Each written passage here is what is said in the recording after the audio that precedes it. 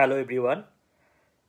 তো আজকে আমরা গতকালকের মতো আজকেও একটা টপিক নিয়ে লেট নাইট গসিপ করব সবার সাথে। এবং আজকে আমাদের টপিকের বিষয় হলো একটা খুবই বেসিক টপিক নিয়ে আজকে আমরা কথা বলবো, যেখানে সবারই কম বেশি একটু না একটু ডাউট থেকেই গেছে।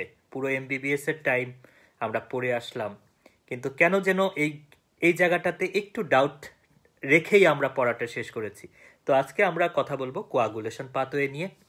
কোয়াগুলেশন পাথওয়ের মধ্যে আমরা আলোচনা করব extrinsic coagulation pathway, intrinsic coagulation pathway, এবং সর্বোপরি কোন ক্ষেত্রে প্রথম বিন টাইমটা ইনক্রিজড হচ্ছে বা প্রলংড হচ্ছে, কোন ক্ষেত্রে এপিটিটি প্রলংড হচ্ছে, কোন সময় ইন্ট্রিনসিক কোয়াগুলেশন পাথওয়ে অ্যাক্টিভেটেড হচ্ছে, কোন সময় এক্সট্রিনসিক কোয়াগুলেশন পাথওয়ে অ্যাক্টিভেটেড হচ্ছে। এগুলো নিয়েই হলো আমাদের কথা বলার আজকের বিষয়। এবং আসলে সারা এতক্ষণ পর্যন্ত ক্লাস নেওয়ার কারণে এখন ফ্রি হলাম আর কি। তো আমরা শুরু করছি। তো কোয়াগুলেশন পাথওয়ে মেইনলি হলো দুটো কোয়াগুলেশন পাথওয়ে আছে আমাদের। একটা হলো ইন্ট্রিনসিক কোয়াগুলেশন পাথওয়ে আর একটা হলো এক্সট্রিনসিক কোয়াগুলেশন পাথওয়ে। আমরা সবাই এই ব্যাপারে জানি। তো ইন্ট্রিনসিক কোয়াগুলেশন পাথওয়ে কোন সময় অ্যাক্টিভেটেড হচ্ছে, আগে এইটা আমাকে জানতে হবে যে কোন সময় আমাদের ইন্ট্রিনসিক কোয়াগুলেশন পাথওয়ে অ্যাক্টিভেটেড হচ্ছে। অ্যান্সার হলো anything that can cause blood trauma. রক্তের আঘাত বা রক্তকে যদি ট্রমাটাইজ করতে পারে কোনো কিছু, সেটাই ইন্ট্রিনসিক কোয়াগুলেশন পাথওয়েকে চালু করে দেওয়ার জন্য যথেষ্ট। টার্মটার নাম কি? টার্মটার নাম হলো ব্লাড ট্রমা। অর্থাৎ any cause that can result in blood trauma. Blood trauma কী কী কারণে হতে পারে? ব্লাড ট্রমা হতে পারে, একটা এক্সাম্পল দেন তো, কোন কারণে ব্লাড ট্রমাটাইজ হতে পারে? এই যে আমাদের ভেসেলের ভেতর দিয়ে যে ব্লাডের কলামটা যাচ্ছে, ওই ব্লাডের কলামটা কি কারণে ট্রমাটাইজড হতে পারে বা ট্রমাটাইজড হবে, আঘাতপ্রাপ্ত হবে? কোন কারণে? কে বলতে পারবে? ইম্পর্টেন্ট কারণ। আমি আপনাদের অ্যান্সারের জন্য ওয়েট করছি। ইন্টারেক্টিভ না হলে কখনোই সেখান থেকে ভালো কিছু আমরা শিখতে পারি না। তো যেন আমাদের একটা ইন্টারেকশনের সিস্টেমটা থাকে, সেই জন্য আর কি কোশ্চেন আস করা। আপনারা কি কেউ বলতে পারেন কোন ক্ষেত্রে? আমি তো বললাম ইন্ট্রিনসিক কোয়াগুলেশন পাথওয়ে কোন সময় অ্যাক্টিভেটেড হয়? ব্লাড ট্রমার কারণে। Any cause that can cause blood trauma. তো কি সেই কারণ? সেই কারণ কিছুই না, অ্যাথেরোস্ক্লেরোসিস। একদম এটা না বোঝার কিছু না। আপনার ব্লাড ভেসেলের মধ্যে এরকম গোটা গোটা হয়ে আছে, অ্যাথেরোস্ক্লেরোসিস। ঠিক আছে, আপনি একটা জিনিস চিন্তা করেন, আমাদের নদী যখন বয়, সমতলের নদী কত সুন্দর করে চলে যায়, তাই না? কিন্তু নদীটাকে আপনি ব্লাডের সাথে তুলনা করেন। কিন্তু পাহাড়ি নদীর কথা চিন্তা করেন, অ্যাথেরোস্ক্লেরোসিস, রাইট অ্যান্সার। পাহাড়ি নদীতে কি হয়?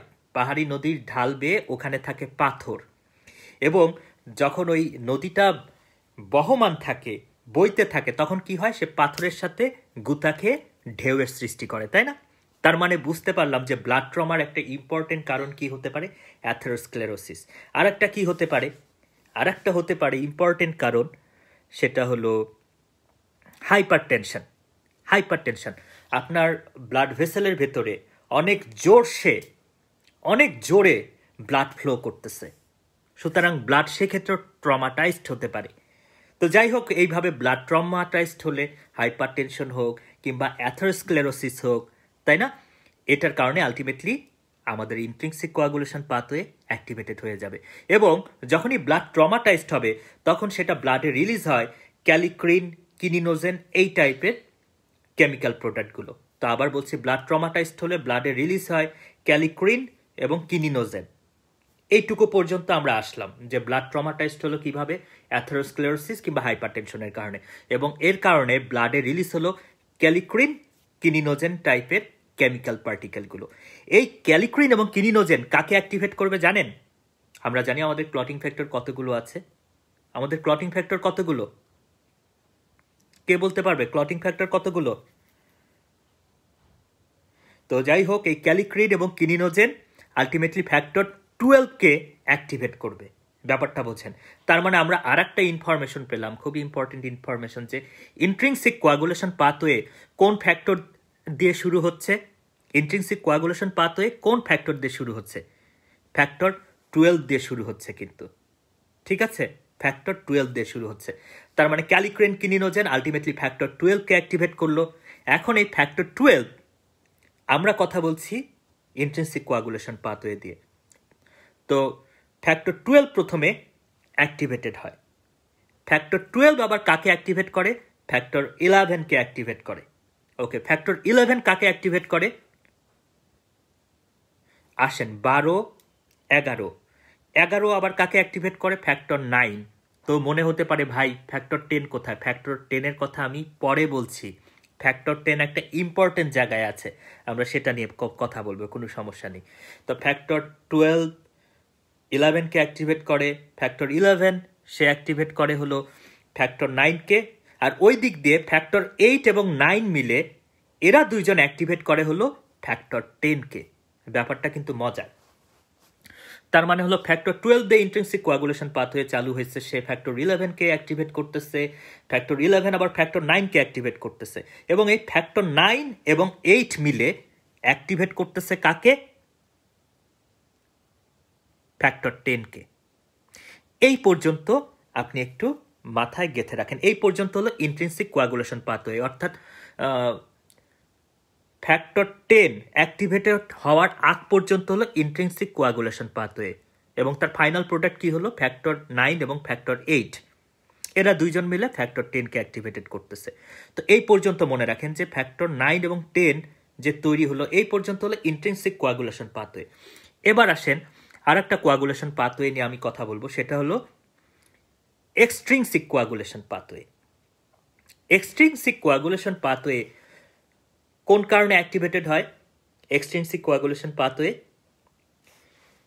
Any cause of tissue trauma, anything that can cause tissue trauma. কোনো কারণে যদি টিস্যু ট্রমা হয়, সেক্ষেত্রে আপনার এক্সট্রিনসিক কোয়াগুলেশন পাথওয়ে অ্যাক্টিভেট হয়ে যায়। আচ্ছা, কেউ কি এক্সাম্পল সাইট করতে পারেন আমাকে যে important cause of tissue trauma যেটার কারণে এক্সট্রিনসিক কোয়াগুলেশন পাথওয়ে অ্যাক্টিভেটেড হতে পারে? কেউ কি বলতে পারবেন?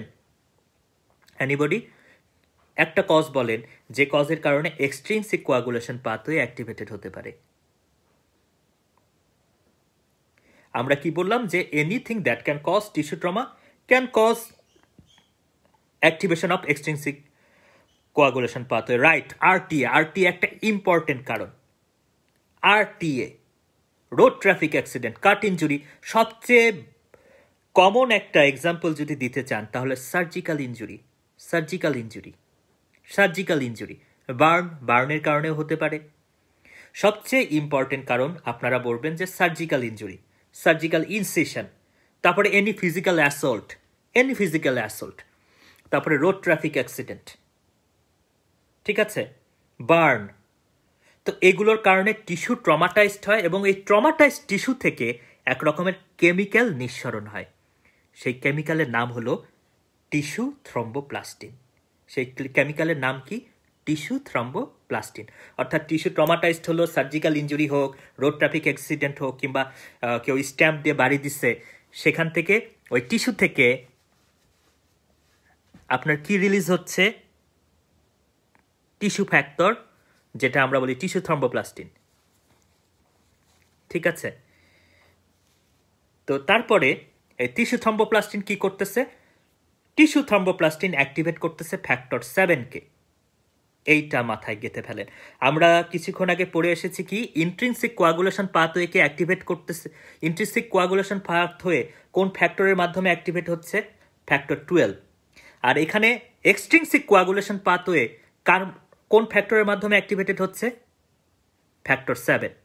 তার মানে আমরা দুটো জিনিস জানলাম, যে ইন্ট্রিনসিক কোয়াগুলেশন পাথওয়ের স্টার্টিং ফ্যাক্টরটা হলো ফ্যাক্টর 12, আর এক্সট্রিনসিক কোয়াগুলেশন পাথওয়ের স্টার্টিং ফ্যাক্টরটা হলো ফ্যাক্টর 7।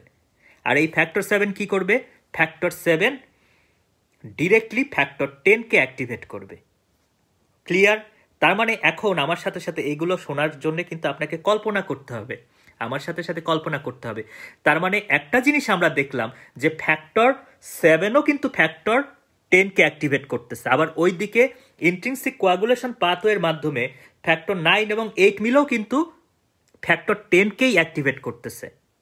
এটা কি খেয়াল করেছেন আপনারা যে এই যে এক্সট্রিনসিক কোয়াগুলেশন পাথওয়েতে ফ্যাক্টর 7 অ্যাক্টিভেটেড হলো, সে কিন্তু কাকে অ্যাক্টিভেট করতেছে? ফ্যাক্টর 10 কে। আবার ওইদিকে ইন্ট্রিনসিক কোয়াগুলেশন পাথওয়েও আলটিমেটলি লাস্টে অ্যাক্টিভেট করতেছে কে? ফ্যাক্টর 10 কে। হ্যাঁ, এই যে এতক্ষণ বললাম extrinsic coagulation pathway, intrinsic coagulation pathway, দুইজন কনভার্স করছে একটা কমন ক্লটিং ফ্যাক্টরে, সেটা হলো ফ্যাক্টর 10। এখান থেকে শুরু হয়েছে হলো কমন কোয়াগুলেশন পাথওয়ে। ঠিক আছে, তার মানে আমরা জেনেছি এক্সট্রিনসিক কোয়াগুলেশন পাথওয়ে, আমরা জেনেছি ইন্ট্রিনসিক কোয়াগুলেশন পাথওয়ে, এবং এটাও জেনেছি আলটিমেটলি দুইজনের উদ্দেশ্যই থাকে হলো ফ্যাক্টর 10 কে অ্যাক্টিভেটেড করা। এবং ফ্যাক্টর 10 অ্যাক্টিভেশন হওয়ার পরে পরবর্তী যে স্টেপগুলো আছে সেটা হলো কমন কোয়াগুলেশন পাথওয়ে, অর্থাৎ ইন্ট্রিনসিক ভাবেই আসো আর এক্সট্রিনসিক ভাবেই আসো, আলটিমেটলি তোমাকে কমন কোয়াগুলেশন পাথওয়ে দিয়ে যেতে হবে। তো যাই হোক, ইন্ট্রিনসিক কোয়াগুলেশন পাথওয়েতে ফ্যাক্টর 9 এবং ফ্যাক্টর 8 মিলে ফ্যাক্টর 10 কে অ্যাক্টিভেট করলো। আবার এইদিকে এক্সট্রিনসিক কোয়াগুলেশন পাথওয়েতে ফ্যাক্টর 7 অ্যাক্টিভেট করলো ফ্যাক্টর 10 কে।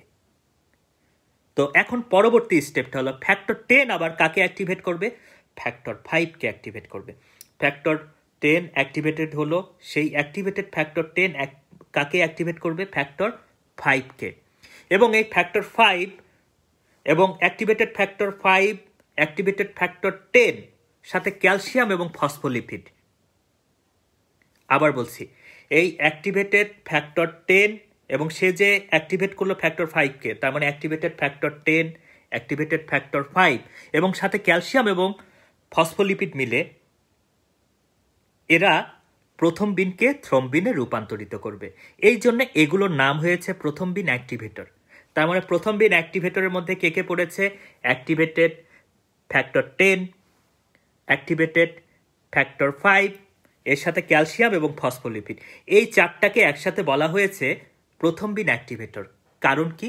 কারণ এরা প্রথম বিন থেকে থ্রম্বিনে রূপান্তরিত করে। ঠিক আছে, এরা কি করে? প্রথম বিনকে থ্রম্বিনে রূপান্তরিত করে। যার নামের আগে প্রো থাকবে মনে রাখবেন it is not activated. Pro থাকলেই মনে করবেন যে দিস ইজ নট অ্যাক্টিভেটেড। কিন্তু কারো নামের পরে যদি প্রো থাকে মনে করবেন সে হলো হাইপার অ্যাক্টিভেটেড। যেমন কি বলবো, আইফোন 11 প্রো।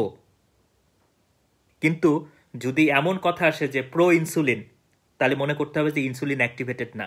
কিন্তু যদি বলি ইনসুলিন প্রো, তার মানে মনে করতে হবে যে প্রফেশনাল ইনসুলিন। ঠিক একইভাবে দেখেন, এই জন্য কিন্তু আইফোন 11 প্রো বলা আছে, প্রো আইফোন 11 বলা নাই। ঠিক আছে, তো যাই হোক, প্রথম বিন ইনঅ্যাক্টিভেটেড ফর্মে থাকে এবং এই প্রথম বিনকে অ্যাক্টিভ থ্রম্বিনে রূপান্তরিত করে হলো এই প্রথম বিন অ্যাক্টিভেটর, যেটা ফ্যাক্টর 10, 5 এবং ক্যালসিয়াম ফসফোলিপিড দিয়ে যৌথভাবে তৈরি হয়। এখন এই থ্রম্বিন কি করবে বলেন তো? এই থ্রম্বিন কি করবে জানেন? এই থ্রম্বিন ফিব্রিনোজেনের নাম শুনেছেন আপনারা? ফিব্রিনোজেন। এই ফিব্রিনোজেনকে ফিব্রিন মনোমারে রূপান্তরিত করবে। চিন্তা করেন, ফিব্রিনোজেন। আর একটা কথা, যার নামের শেষে জেন আছে সেও ইনঅ্যাক্টিভেটেড। আবার অক্সিজেন হাইড্রোজেনের নাম নিয়ে আসবেন না এখানে, যেমন হলো পেপসিনোজেন, ট্রিপসিনোজেন, এরা সব ইনঅ্যাক্টিভেটেড। ট্রিপসিন, পেপসিন এরা অ্যাক্টিভেটেড। সুতরাং এই থ্রম্বিন যেটা প্রথম বিন থেকে তৈরি হলো, সেই থ্রম্বিন কি করবে? ফিব্রিনোজেনকে ফিব্রিন মনোমারে রূপান্তরিত করবে। ফিব্রিন মনোমার হলো সুতা, কিছুই না, সুতা, ফিব্রিনের সুতা।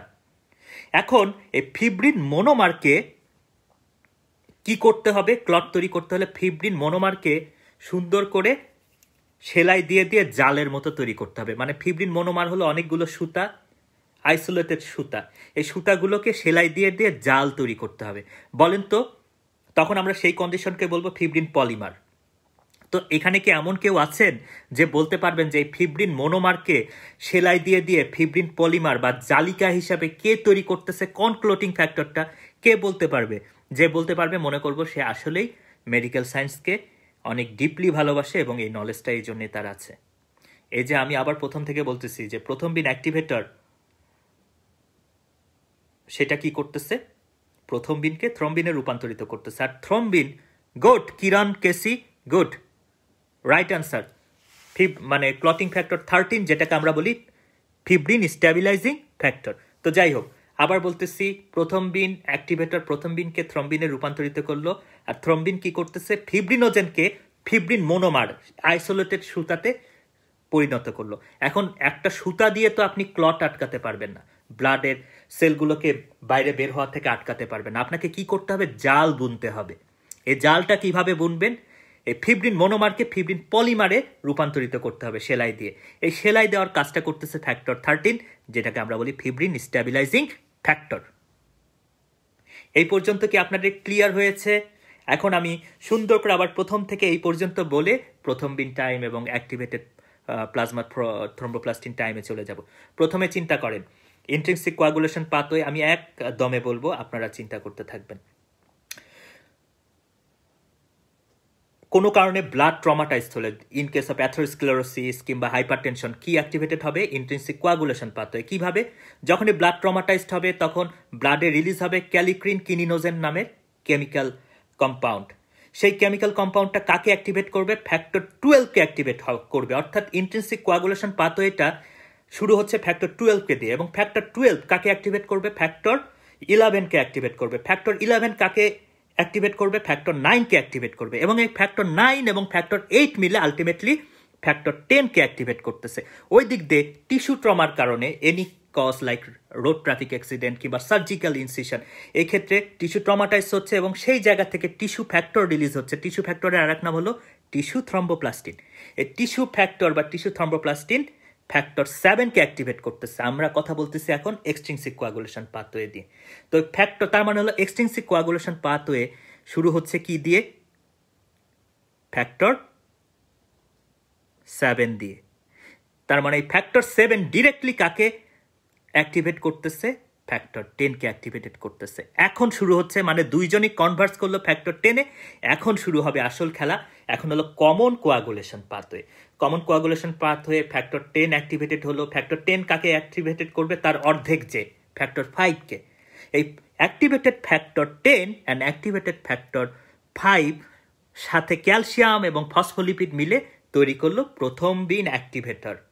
তার কাজ কি, প্রথম বিনকে অ্যাক্টিভেট করা। প্রথম বিন থেকে থ্রম্বিনে রূপান্তরিত করবে এই প্রথম বিন অ্যাক্টিভেটর। যখন থ্রম্বিন তৈরি হয়ে গেল, থ্রম্বিন কি করবে, এখন থ্রম্বিন ফিব্রিনোজেনকে ফিব্রিন মোনোমার রূপান্তরিত করলো। এখন ফিব্রিন মোনোমার মানে সুতা। এখন এই সুতাগুলোকে আপনাকে বুনে বুনে জাল তৈরি করতে হবে, যেটা ক্লট হিসেবে আটকাতে পারবে, আমাদের ভেতরের ব্লাডকে বাইরে বের হতে দেবে না। তো এখন ফিব্রিন মোনোমার থেকে ফিব্রিন পলিমার কার সাহায্যে তৈরি হচ্ছে, ফ্যাক্টর 13 সাহায্যে তৈরি হচ্ছে। ফ্যাক্টর 13 আরেক নাম হলো fibrin stabilising factor. Okay fine. এখন আমি একটা ছোট কথা বলবো, যেটা মনে রাখবেন, আজীবন মনে রাখবেন। যদি কারো এক্সট্রিনসিক কোয়াগুলেশন পাথওয়েতে সমস্যা হয়, তাহলে তার প্রথম বিন টাইম প্রলংড হবে।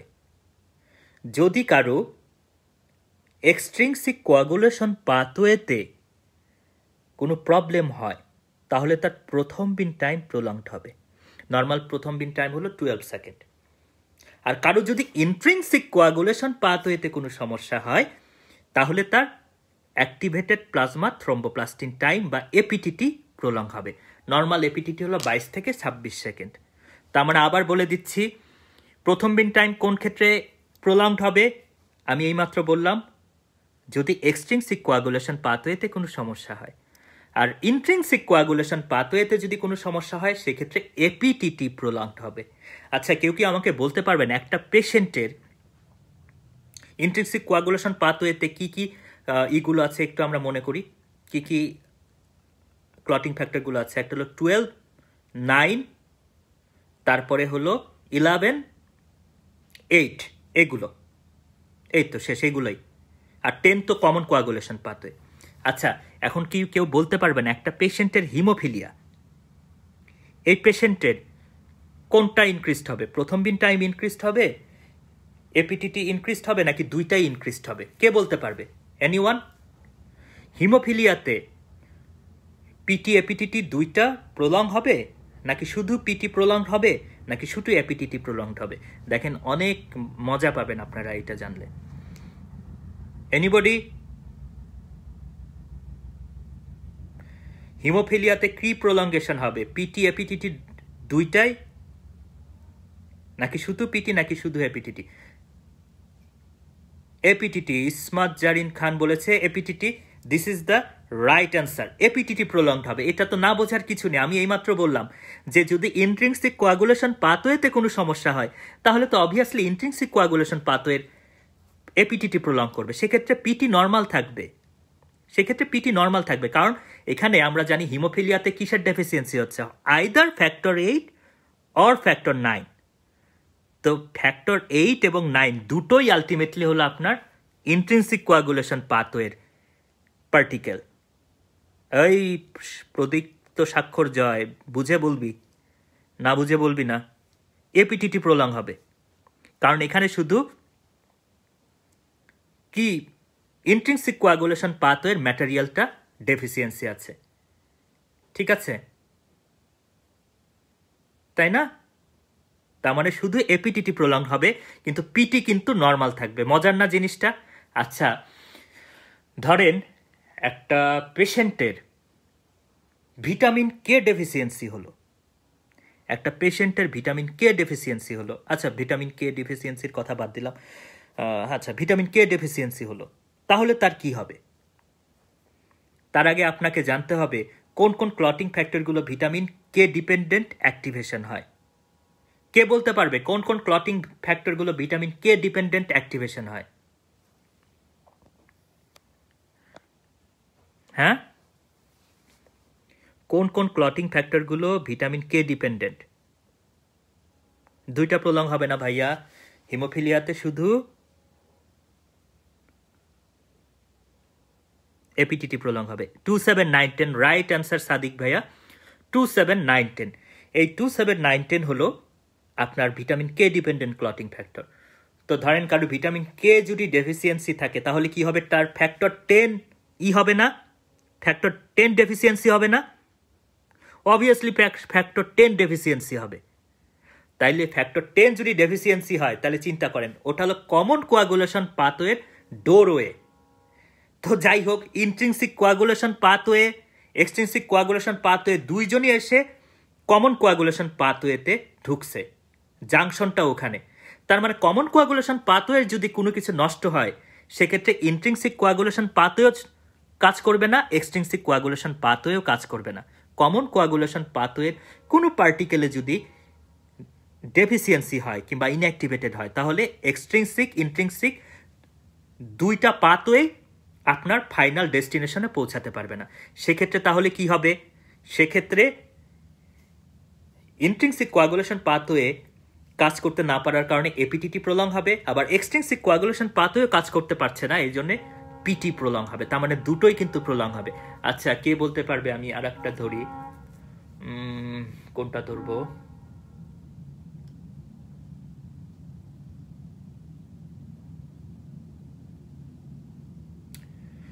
আচ্ছা, ধরেন ওয়ারফেরিন দেওয়া হয়েছে কাউকে। ওয়ারফেরিন কি করে? ওয়ারফেরিন কি করে? ওয়ারফেরিন আলটিমেটলি আপনার ভিটামিন কে ডিপেন্ডেন্ট ক্লটিং ফ্যাক্টরগুলোকে অ্যাক্টিভেটেড হতে দেয় না। সুতরাং এক্ষেত্রে পিটি এপিটিটি দুইটোই আপনার প্রলং হবে, তাই না? আচ্ছা, এখন দেখেন আমি একটা নর্মাল কথা বলি। ধরেন কাউকে হেপারিন দেওয়া হলো। হেপারিন কি করে জানেন? হেপারিন এন্টিথ্রম্বিন নামে একটা অ্যান্টিকোয়াগুলেন্ট আছে আমাদের বডিতে, এন্টিথ্রম্বিন। এই এন্টিথ্রম্বিনকে অ্যাক্টিভেট করে। আর এন্টিথ্রম্বিন কাকে কাকে ইনঅ্যাক্টিভেট করে? মাথায় রাখবেন যে হেপারিন মেইনলি এন্টিথ্রম্বিনকে অ্যাক্টিভেট করে, আর এন্টিথ্রম্বিন মেইনলি টার্গেট করে হলো ফ্যাক্টর 10 এবং ফ্যাক্টর 2কে, ঠিক আছে? তার মানে হেপারিন দিলেন আপনি, হেপারিন কাকে অ্যাক্টিভেট করবে? এন্টিথ্রম্বিন। যার নামই এন্টিথ্রম্বিন সে তো থ্রম্বিনকে ইনঅ্যাক্টিভেট করবে, আর থ্রম্বিন হলো ফ্যাক্টর 2। তো যাই হোক, এন্টিথ্রম্বিন মেইনলি কি করে? ফ্যাক্টর 10 এবং ফ্যাক্টর 2কে ইনঅ্যাক্টিভেট করে। তো যখনই ফ্যাক্টর 2 এবং 10 ইনঅ্যাক্টিভেটেড হয়ে গেল, বিশেষ করে ফ্যাক্টর 10 ইনঅ্যাক্টিভেটেড হয়ে গেল, তো আমাদের মাথায় খেলে গেল যে কমন কোয়াগুলেশন পাথওয়ে দুটোই ক্রস করতে পারতেছে না। এক্সট্রিনসিক ইন্ট্রিনসিক দুইটা কোয়াগুলেশন পাথওয়ে আলটিমেটলি ফাইনাল ডেস্টিনেশনে পৌঁছাতে পারতেছে না, কারণ কমন কোয়াগুলেশন পাথওয়ের একটা পার্টিকেল 10 ফ্যাক্টর 10 এটা ইনঅ্যাক্টিভেটেড। সুতরাং এক্ষেত্রে কি হবে, এক্ষেত্রে পিটি এপিটিটি দুইটাই প্রলংড হবে। ওকে ওকে ফাইন। তো এখন আর কি বলবো আপনাদের,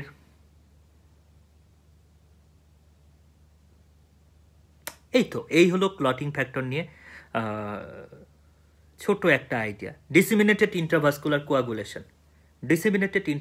কোয়াগুলেশন, এখানে যেহেতু কোনো কারণে বডির কোনো, আচ্ছা 9, 10, 11, 9, 10, 11, 12 ডেভিডসন একই। তো ডিসিমিনেটেড ইন্ট্রাভাস্কুলার কোয়াগুলেশনে কি হয়, কোনো একটা কারণে, বিশেষ করে সেপসিসের কারণে আর কি, যেখানে গ্রাম নেগেটিভ সেপসিস, লাইপোপলিস্যাকারাইড ব্লাডে চলে আসে এবং এই লাইপোপলিস্যাকারাইড কি করে, কোয়াগুলেশন পাথওয়েকে অ্যাক্টিভেট করে দেয়। ভন উইলব্যান্ড ডিজিজ নিয়ে কথা বলছি আমি। তখন কি হয়, intrinsic coagulation pathway, extrinsic coagulation pathway দুইটাই অ্যাক্টিভেটেড হয়। মেইনলি ইন্ট্রিনসিক কোয়াগুলেশন পাথওয়ে বেশি অ্যাক্টিভেটেড হয় আমাদের ডিসিমিনেটেড ইন্ট্রাভাস্কুলার কোয়াগুলেশনে, এবং এটার কারণে আলটিমেটলি সব ক্লটিং ফ্যাক্টরগুলো ইউজ হয়ে যায়, কনজাম্পশন হয়ে যায়। এর মধ্যে ফ্যাক্টর 10ও আছে। তো কনজাম্পশন হয়ে যাওয়ার কারণে আলটিমেটলি একটা সময় এক্সট্রিনসিক কোয়াগুলেশন পাথওয়েও আর চলে না, ইন্ট্রিনসিকটাও চলে না। ঠিক আছে, তো এইটা হলো আপনার মেইন মেকানিজম। তার মানে ডিআইসিতেও বোথ প্রলং হবে। এখন আপনার যদি বলি ভন উইলব্যান্ড ডিজিজ এমন একটা জিনিস যেখানে ভন উইলব্যান্ড ফ্যাক্টর ডেফিসিয়েন্সি থাকে। তো ভন উইলব্যান্ড ফ্যাক্টরের দুটো কাজ, একটা হলো এটা ফ্যাক্টর 8-এর ক্যারিয়ার প্রোটিন হিসেবে কাজ করে। তার মানে যার ভন উইলব্যান্ড ফ্যাক্টর ব্লাডে নাই, তার ফ্যাক্টর 8 খুব তাড়াতাড়ি মেটাবোলাইজড হয়ে যায় লিভার দিয়ে কিংবা বডি থেকে বের হয়ে যায়। অর্থাৎ যে জিনিসটা বাইন্ডেড অবস্থায় থাকে কোনো ক্যারিয়ার প্রোটিনের সাথে, সেই জিনিসটা মেটাবলিক্যালি অ্যাক্টিভ না এবং তাকে নিউট্রালাইজও করা যায় না, তাকে বডি থেকে বেরও করা যায় না। ঠিক আছে, লিভারও তাকে নষ্ট করতে পারে না। কিন্তু যে জিনিসটা যখন ভন উইলব্যান্ড ফ্যাক্টর নেই, ক্যারিয়ার প্রোটিনটাই নাই, তখন কি হয়, ফ্যাক্টর 8 তাকে যে টেম্পোরারি রিজার্ভ করে রাখবে এমন কেউ নাই। সুতরাং ফ্যাক্টর 8 খুব তাড়াতাড়ি বডি থেকে ওয়াশ আউট হয়ে যায়। তখন কি হয়, ফ্যাক্টর 8 ডেফিসিয়েন্সি হয় এবং যার কারণে ব্লিডিং টেন্ডেন্সি ডেভেলপ করে। আর একটা কাহিনী হলো, ভন উইলব্যান্ড ফ্যাক্টরের আর একটা কাজ হলো, এটা সিমেন্টের মতো কাজ করে সাব এন্ডোথেলিয়াল কোলাজেন এবং প্লেটলেটের মাঝখানে। ধরেন আপনার কোনো কারণে কোনো জায়গায় ব্লাডের এন্ডোথেলিয়াম রাপচার হয়ে গেল, তখন কি হবে, এন্ডোথেলিয়ামের নিচে যে কোলাজেন ফাইবারগুলো আছে, যেটার নাম সাব এন্ডোথেলিয়াল কোলাজেন, সেটা এক্সপোজড হয়ে যাবে এবং তখন প্লেটলেট এসে তার সাথে বাইন্ড করে এবং অ্যাক্টিভেটেড হয়। এখন প্লেটলেটটা যেন খুব ভালোভাবে দৃঢ়ভাবে এই কোলাজেনের সাথে লেগে থাকতে পারে, এই জন্য কি হয়, ভন উইলব্যান্ড ফ্যাক্টর সিমেন্টিং হিসেবে কাজ করে, প্লেটলেটকে কোলাজেন ফাইবারের সাথে, সাব এন্ডোথেলিয়াল কোলাজেনের সাথে খুব আটসাটভাবে আটকায় রাখে। তার মানে দেখেন, ভন উইলব্যান্ড ফ্যাক্টর না থাকলে কি হবে, ভন উইলব্যান্ড ফ্যাক্টর যদি না থাকে তাহলে কি হবে, there will be less platelet plaque formation, কারণ এই যে প্লেটলেট প্লাক ফরমেশন করতে সিমেন্ট হিসেবে কাজ করতেছে কে, সাব এন্ডোথেলিয়াল কোলাজেনের সাথে প্লেটলেটের যে সিমেন্টিংটা, সিমেন্ট দিয়ে আমরা কি করে ইট লাগায় দিই, তো এই সিমেন্টের কাজটা করতেছে হলো ভন উইলব্যান্ড ফ্যাক্টর। তো যখন আপনার ভন উইলব্যান্ড ফ্যাক্টর নেই, তখন কি হবে, প্লেটলেট প্লাকটা ভালো মতো ফর্ম হবে না, লুজ হবে। তার মানে কি হবে, প্লেটলেট প্লাক যদি ফরমেশন না হয় তাহলে পেশেন্টের কি ডেভেলপ করবে, ব্লিডিং টেন্ডেন্সি ডেভেলপ করবে, অর্থাৎ পেশেন্টের ব্লিডিং টাইম বেড়ে যাবে। আবার ওইদিকে ফ্যাক্টর 8 ওয়াশ আউট হয়ে যাচ্ছে, কারণ ফ্যাক্টর 8-এর ক্যারিয়ার প্রোটিন ছিল ভন উইলব্যান্ড ফ্যাক্টর। সুতরাং ফ্যাক্টর 8 ওয়াশ আউট হয়ে যাওয়ার জন্য সেখানে ক্লটিং টাইমও প্রলং হয়ে যাবে। তার মানে ভন উইলব্যান্ড ফ্যাক্টর এমন একটা কন্ডিশন যে ক্ষেত্রে বিটি অর্থাৎ ব্লিডিং টাইম এবং ক্লটিং টাইম দুটোই প্রলং হবে। আপনারা কি ভন উইলব্র্যান্ড ফ্যাক্টর সম্পর্কে বুঝতে পেরেছেন? এখন এখানে একবার একটা কথা আছে যে একটা অজানা কারণে এপিটিটি, যেহেতু ফ্যাক্টর 8-এর সমস্যা, এটা আপনারা বুঝতে পারতেছেন? Is it beneficial to you? তো যেহেতু ভন উইলব্র্যান্ড ফ্যাক্টর 8-এর ডেফিসিয়েন্সি ক্রিয়েট হচ্ছে, তো হিসেবে এখানে এপিটিটি প্রলং হওয়ার কথা ছিল, কিন্তু আমাদের ডেভিডসন বইতে লেখা আছে রিসার্চের কারণে, ওখানে লেখা আছে যে APTT may be normal in case of von Willebrand disease. সুতরাং আমাদের ডেভিডসন যেখানে এই কথা বলে ফেলেছে সেখানে আমাদের সব রিসার্চ পণ্ড।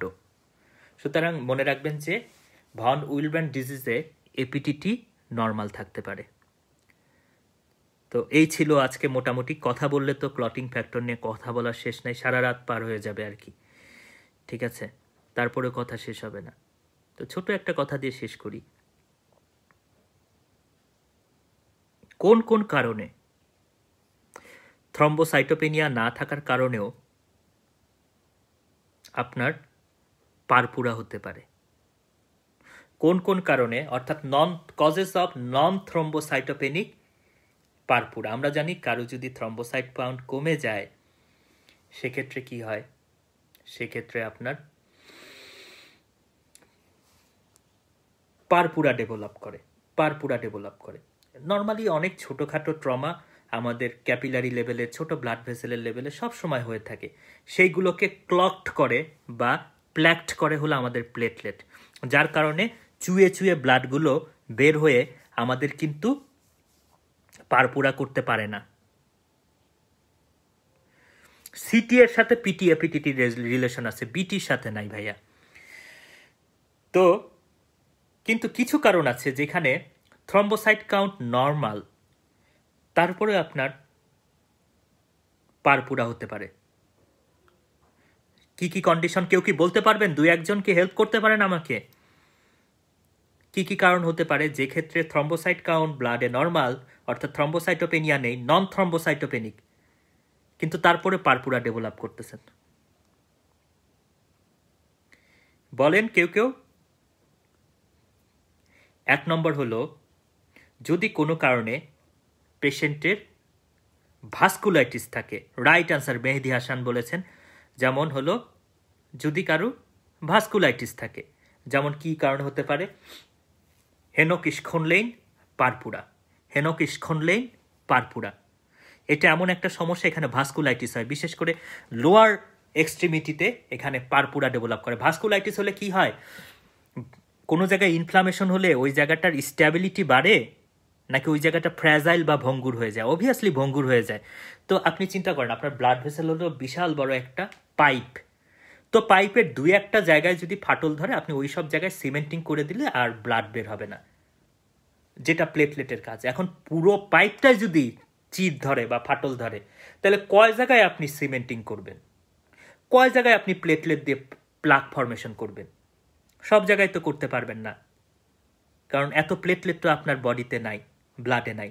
সুতরাং কিছু কিছু জায়গা তারপরে ফাটলটা ঠেকেই যাবে, ওই জায়গা দিয়ে ব্লাড চুয়ে চুয়ে বের হয়ে পারপুরা ডেভেলপ করবে। তার মানে 1 নম্বর হলো হেনোক-স্কোনলেইন পারপুরা, আর একটা হলো সিনাইল পারপুরা। বয়স হওয়ার সাথে সাথে আমাদের ক্যাপিলারি, ব্লাড ভেসেল এগুলোর যে ওয়ালের স্ট্যাবিলিটিটা থাকার কথা ছিল সেটা থাকে না, ভঙ্গুর হয়ে যায় বয়সের সাথে সাথে, সেখানে ডেভেলপ করতে পারে। আরেকটা ইম্পর্টেন্ট কারণ হলো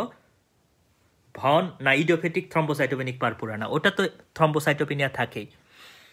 আর একটা ইম্পর্টেন্ট কারণ হলো এই যে এইমাত্র বললাম ভন উইলব্র্যান্ড ডিজিজ। এটা তো আপনাদের পারার কথা ছিল যে ভন উইলব্র্যান্ড ডিজিজে কি হয়? প্লেটলেট কাউন্ট ঠিক আছে, কিন্তু প্লেটলেট প্লাক ফরমেশন হচ্ছে না, কারণ সিমেন্টিং যে করে ইটগুলোকে, যে প্লেটলেট নামের ইটগুলোকে যে লাগায় দেওয়াল তৈরি করে, এই সিমেন্টটা হলো ভন উইলব্র্যান্ড ফ্যাক্টর, এই সিমেন্টটাই নাই। সুতরাং এখানে প্লেটলেট প্লাক ফরমেশন হয় না। এই কারণে যদিও থ্রম্বোসাইট কাউন্ট নর্মাল আছে, তারপরে এখানে পারপুরা ডেভেলপ করতে পারে। আর একটা ইম্পর্টেন্ট কারণ হলো থ্রম্বাসথেনিয়া। থ্রম্বাসথেনিয়া হলো একটা কোয়ালিটেটিভ ডিসঅর্ডার অফ প্লেটলেট, যেখানে কি হয়, প্লেটলেট কাউন্ট নর্মাল থাকে কিন্তু প্লেটলেটের ফাংশন থাকে না, অর্থাৎ প্লেটলেটগুলো ফাংশনাল থাকে না। নর্মাল প্লেটলেট কাউন্ট কিন্তু প্লেটলেট ফাংশনাল থাকে না। তো ভাই, ওই যে একটা কথা আছে না যে দুষ্টু গরুর চেয়ে শূন্য গোয়াল ভালো, তো এখানে কাহিনী হলো সেটাই, যে প্লেটলেট 4 লাখ আছে আপনার ব্লাডে, কিন্তু ফাংশনাল প্লেটলেট কেউ নাই যে প্লেটলেট প্লাগ ফর্মেশন করবে। এই জন্য থ্রম্বাসথেনিয়ার জন্যও আপনার আলটিমেটলি পারপোরা ডেভেলপ করতে পারে। তো এই তো অনেক হলো, অনেক রাত হয়ে গেছে, তো কথা বলে ভালো লাগলো। সবাই ভালো থাকবেন, নিয়মিত পড়াশোনা করবেন, নিজেদের খেয়াল রাখবেন, এবং অলওয়েজ আমার জন্য দোয়া করবেন। আর পারলে আপনারা যেটা করতে পারেন, হ্যাঁ, white coat gallery member add করতে পারেন। এটা আমি কোনো ফোর্স করব না, আপনাদের যদি মনে হয় জানেন হয় যে না দিস ইজ বেনিফিশিয়াল, আপনারা ইনভাইট করতে পারেন আপনাদের ফ্রেন্ডদের, বিশেষ করে জুনিয়রদের। ঠিক আছে, তো সবাই ভালো থাকবেন, ইনশাল্লাহ আবার বেঁচে থাকলে আবার কথা হবে। আল্লাহ হাফেজ, গড ব্লেস ইউ অল।